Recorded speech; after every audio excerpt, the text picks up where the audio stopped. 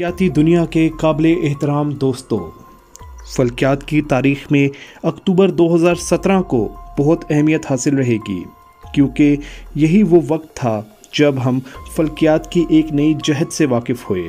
साइंसदानों ने हज़ारों शहाबियों, सियारों, दुमदार सितारों को इंतहाई करीब से देखा।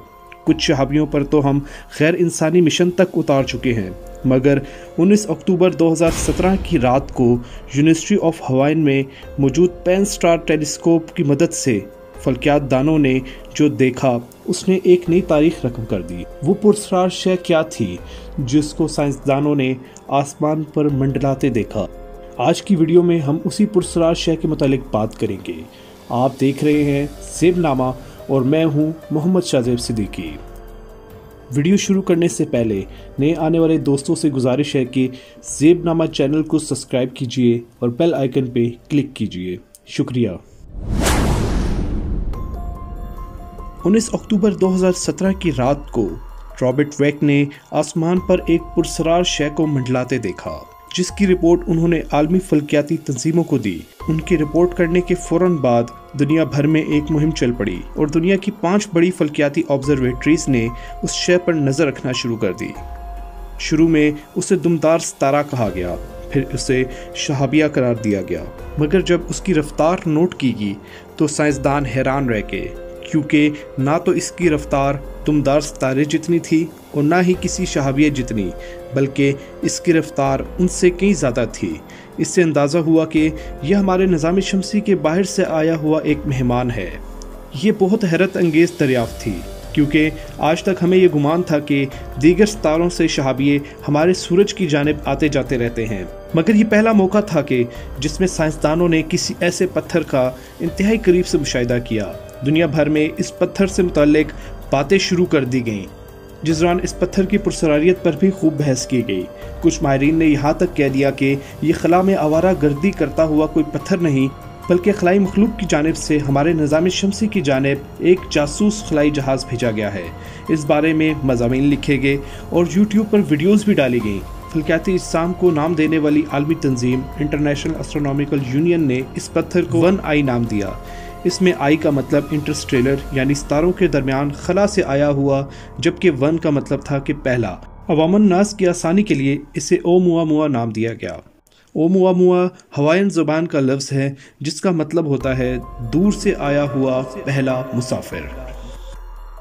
बहरहाल ओमुआमुआ के ज़रिए हमें यह समझने का मौका मिला कि दीगर सितारों से आए शहाबियों की खसूसियात क्या होती हैं और उन्हें कैसे ढूंढा जा सकता है।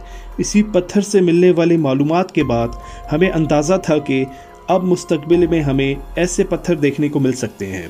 अब खबर आई है कि 30 अक्टूबर 2019 को रूस से ताल्लुक़ रखने वाले फल्कियात दान गेनाडी बोरिसोव ने एक और ऐसा आवारा शहाबिया दरियाफ्त कर लिया है, जिस पर बोरिसोव ही के नाम की मुनासबत से 2I बोरिसोव का इन्वान सजा दिया गया है।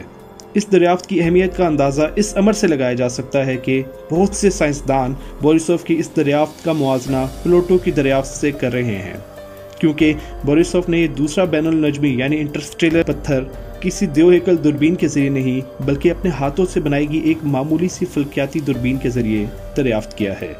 हमारे अब तक के अंदाजे कहते हैं कि ये कैसोपिया नामी झरमट से आया है और 2 किलोमीटर जिसामत का हामिल एक पत्थर है जिससे गैसों का अखराज हो रहा है।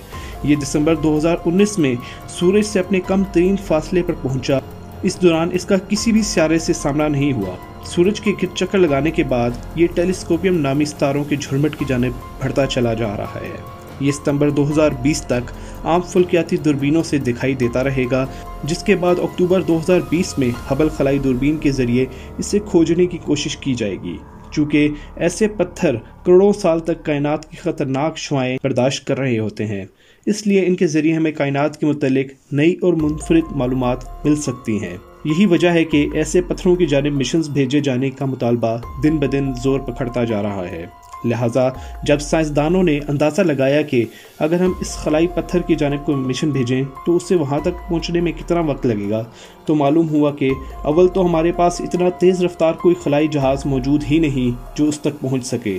मगर क्यूबसैट के नाम से नन्ही नन्ही मसनूई सैटेलाइट्स साइंसदान बना चुके हैं।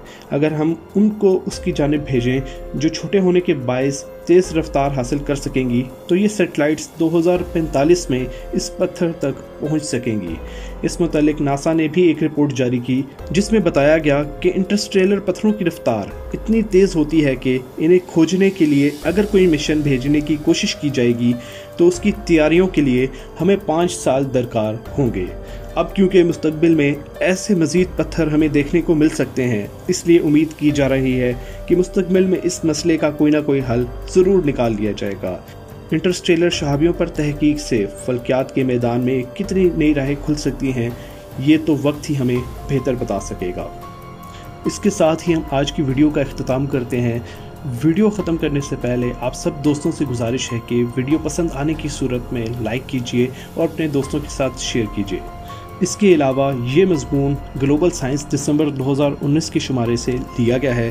अगर आप भी ग्लोबल साइंस का दिसंबर 2019 का शुमारा ख़रीदना चाहते हैं तो डिस्क्रिप्शन में मौजूद लिंक पे क्लिक कीजिए और दराज के ज़रिए आप ऑर्डर कर सकते हैं।